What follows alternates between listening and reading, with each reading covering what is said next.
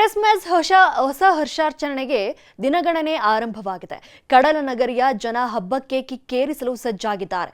ಮಂಗಳೂರಿನ ಕದ್ರಿ ಪಾರ್ಕ್ನಲ್ಲಿ ವೈನ್ ಮೇಳ ನಡೆದಿದ್ದು ಜನ ದ್ರಾಕ್ಷಿಯ ರಸಕ್ಕಾಗಿ ಮುಗಿಬಿದ್ದು ಖರೀದಿಸುತ್ತಿದ್ದಾರೆ.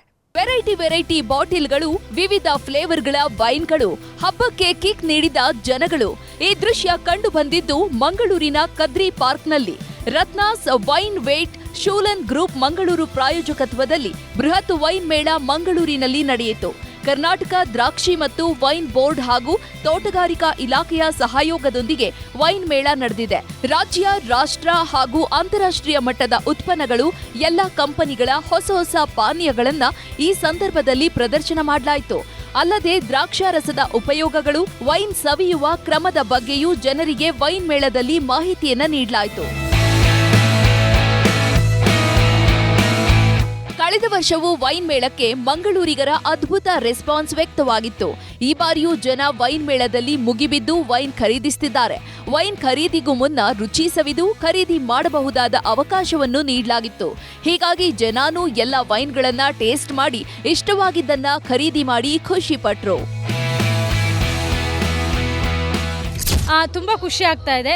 ಇದೊಂದು ಮಂಗಳೂರಿನವರಿಗೆ ವಿಚಿತ್ರವಾದಂಥ ಈವೆಂಟ್ ಥರನೇ ಕಾಣಿಸ್ಕೊಳ್ತದೆ.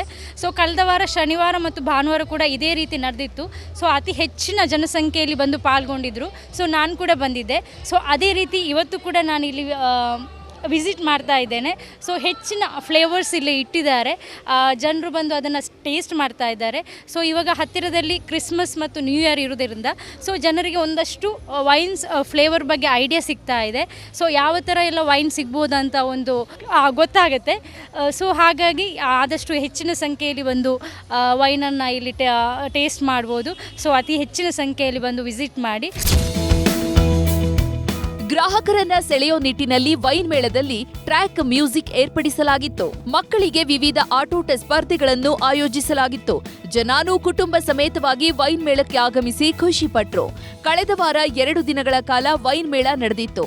ಆದರೆ ಗ್ರಾಹಕರ ಬೇಡಿಕೆ ಹೆಚ್ಚಾಗಿದ್ದರಿಂದ ಗ್ರಾಹಕರ ಇಚ್ಛೆಯಂತೆ ಮತ್ತೆ ವೈನ್ ಮೇಳವನ್ನ ಆಯೋಜಿಸಲಾಗಿದೆ.